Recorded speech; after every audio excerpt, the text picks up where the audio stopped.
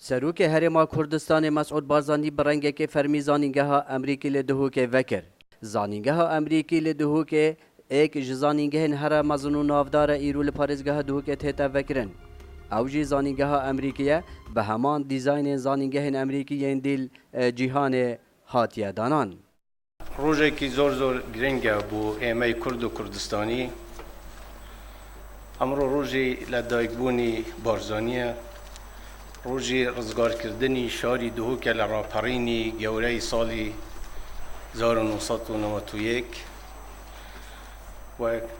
کردنوی زانکوی امریکی لکردستان لم روزه دا سنگی کی تر و خوشی کی تر اخواتا سرلیستی یادکانی امروز پیروزه.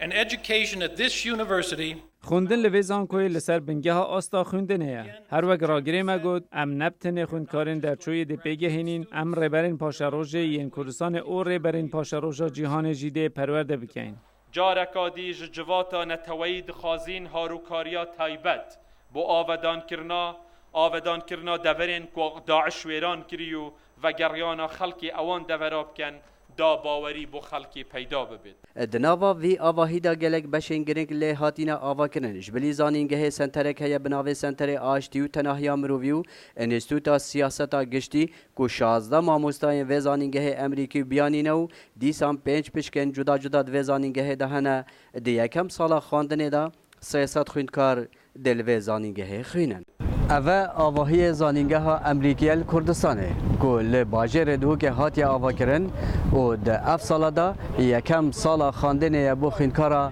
لوه زانینگه. سلام بالای دنگ امریکا دهاک.